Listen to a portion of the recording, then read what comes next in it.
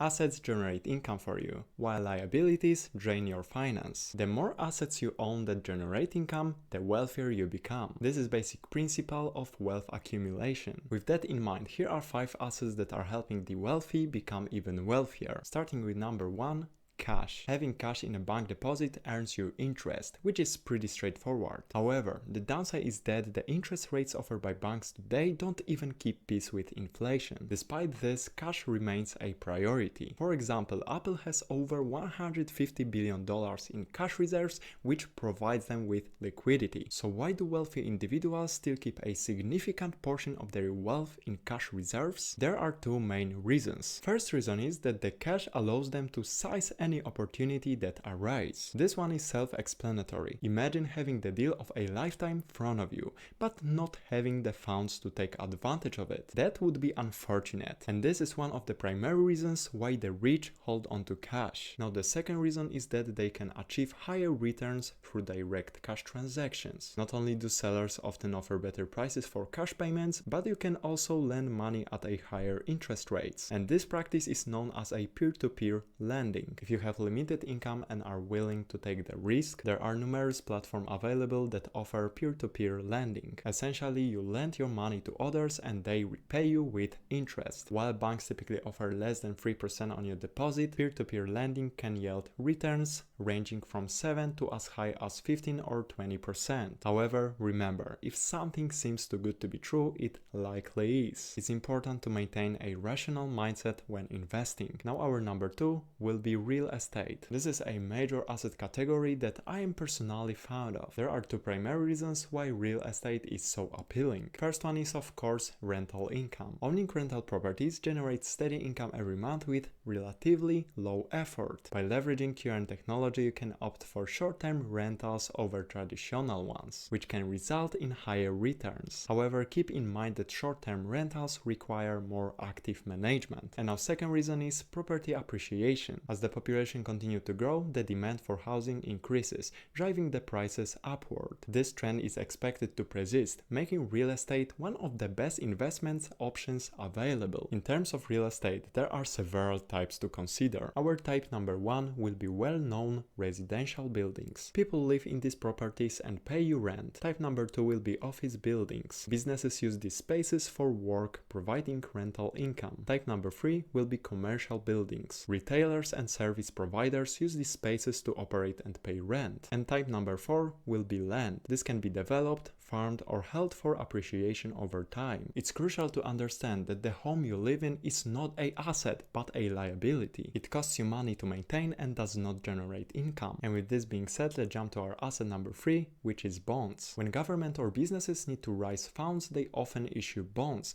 which are then sold to investors. By purchasing the bond, the investor lends money to issuer, who in return promises to pay fixed amount of interest, usually on a monthly basis. Bonds typically have a set maturity date, ranges from 1 month to 30 years. Bonds are considered very safe investments, mostly because they are often backed by government. As you might think, low risk in investing usually means low returns. Bonds typically offer an annual return of around 3 to 5%, which is generally better what most banks provide, but also not high enough to thrill most beginner investors. And once the bond matures, the investors receives the principal amount they originally invested. And there are 2 main ways to purchase bonds. First is directly from a treasury department, and second is through a brokerage firm. Now let's jump into asset number 4, which are stocks. Despite what you might see in Wall Street movies, stocks aren't as complicated as they might seem. Stocks provides a simple way to own a portion of a publicly traded company. For example, if company issued 10 million of shares and you purchase 1 million of those shares, you effectively own 10% of the company. This remarkable innovation in financial instruments has allowed everyday individuals to invest in some of the most profitable companies today with minimal barriers to entry. And here is the amount you will need to pay to buy a single share of these companies. Now with this being said, let's jump to our 5th asset, which will be mutual and index funds. While buying individual stocks allows you to invest in companies one at a time, mutual and index funds lets you invest in collection of companies all at once. But why is that beneficial? Essentially, you gain more diversification, making it a safer investment. Statistically, Basically, index funds are among top performing asset classes. And here are the 5 most popular index funds listed in no particular order. Fidelity Zero Large Cap Index, Vanguard S&P 500 ETF, SPDR S&P 500 ETF Trust, iShares Score S&P 500 ETF, and Schwab S&P 500 Index Fund. Here is the reality. If you start buying individual stocks, you are statistically more likely to make mistakes. You probably won't be one of those rare individuals who consistently outperform the market, mostly because you lack the insider information, and also competing with large institutional investors is highly challenging. And this is exactly where index funds come to play. The S&P 500 index, for example, includes top 500 performing companies, automatically replacing any that drop out with better performing ones. Over the past 90 years, the S&P 500 has had an average annualized return of about 9.8%. Among the 5 mentioned, Vanguard is my top choice. Index funds are a crucial component of any long-term wealth building strategy and should be a part of every investor's portfolio. As we wrap up, let's quickly recap what we have covered. Our asset number 1 was cash. It provides liquidity and flexibility to seize opportunities as they arise, even if the returns aren't the highest. Asset number 2, real estate. It offers both rental income and appreciation potential, making it solid long-term investment. Asset number 3, bonds. They offer a safer, low-risk investment with stable returns, making them a great choice for diversifying your portfolio. Asset number 4,